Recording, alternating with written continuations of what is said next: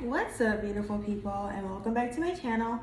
So today and Wednesday's vlog are going to be a little bit different.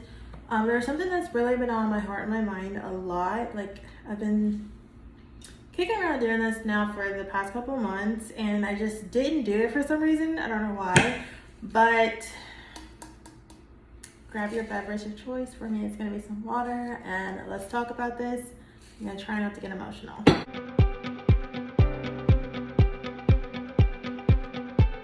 So I'm doing a part 1 and a part 2 of why I became a content creator. I've just been thinking a lot about it, and I'm like, okay, I need to identify and speak on my why. I feel like that will really help me and fuel me for the months ahead. So let's get into it. It starts with, like it so often does, I was 22 years old. I met a 39-year-old guy at the club. Don't judge me.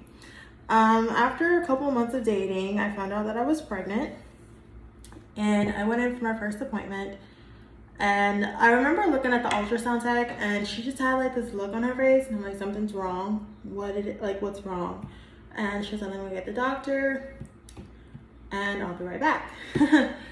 So long story short, because I don't fully remember like everything that they told me, because I was overwhelmed, but at my first doctor's appointment, I was pretty much told that my daughter had a 50-50 chance of living. So, yeah.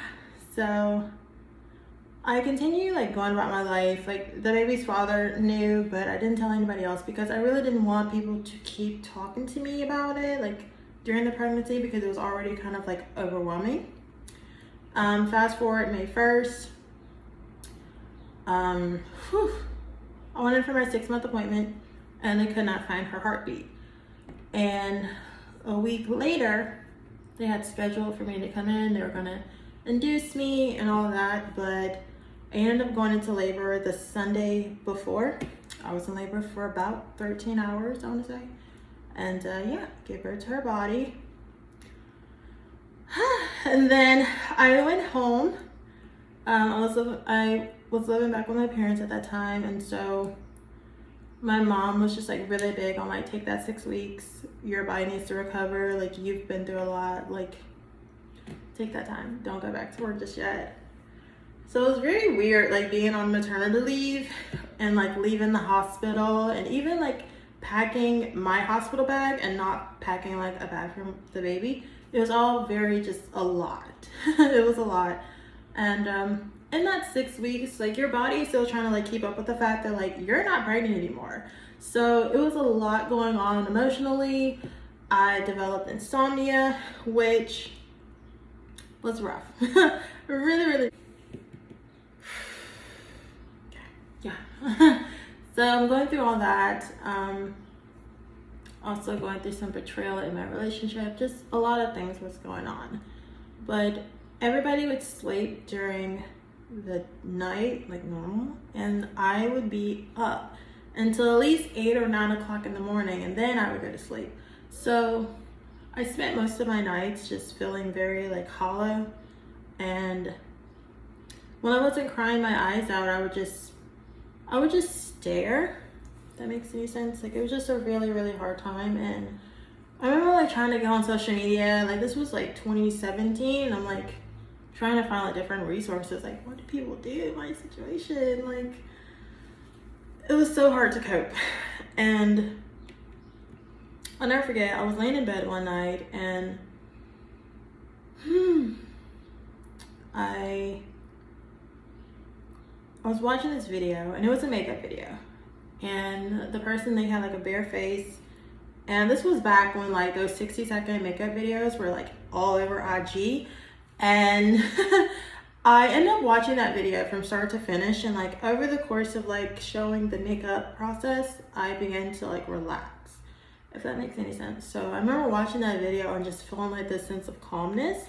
It's like, yes, outside this video, my life is very, I don't know what's going on emotionally, but watching that video, it was like I was able to kind of not focus on like my situation of what I was going through, but like focusing on like everything that they were doing And personality wise, I'm a doer. I like to do stuff to process my feelings and emotions. I can't talk through it because, like right now, talking through it is taking me back in that place. So I like to do things. So after watching that video, like it got me on this thing where I started watching multiple other videos because I'm like, okay, this seems really cool. And just seeing people do it over and over, it was so calming for me. It's my dogs in the background, sorry. But it was so calming for me that I would look forward to every night when, you know, I knew I wasn't going to be sleeping. I'm like, okay, I'm going to be looking at makeup videos again tonight. And after a couple weeks of doing that, I decided, I'm like, okay, when I go back to work, I'm going to start learning how to do makeup. So yeah, I went back to work and I remember like making a list starting with like primer and, you know, this is like the correction concealers and then foundation, blush, you know, just the everything. I remember making a list. I'm like, okay, these are all the things that I'm seeing them use in these videos. And I would slowly but surely like add different things to my collection over the summer and fall of 2017 going into like 2018. And if you scroll back really, really far on my Instagram, like you can actually see a lot of my journey.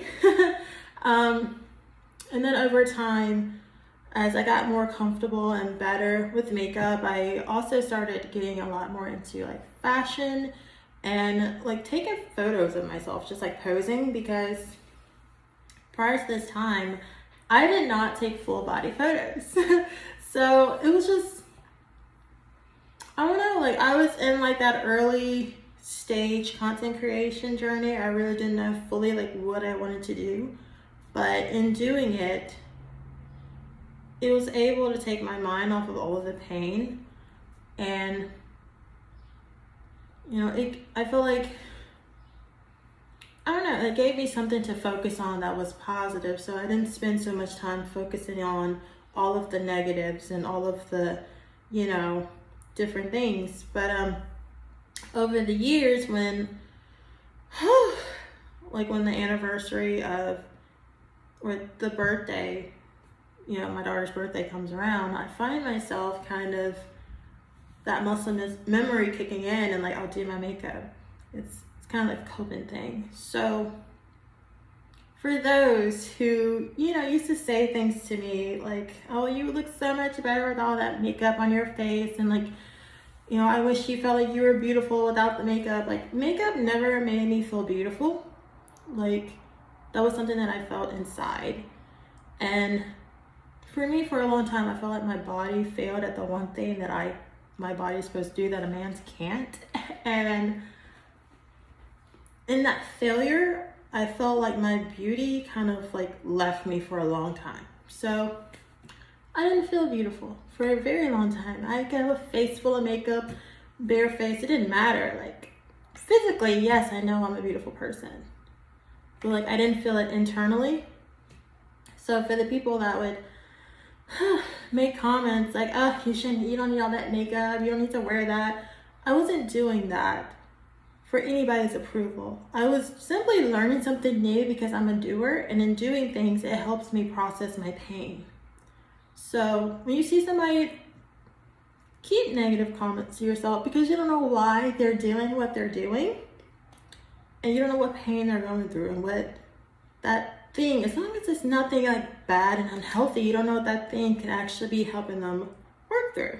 So this is part 1 on the background and the story as to why I became a content creator. Come back on Wednesday and I will finish up this story and explain a lot more why I do what I do. Bye.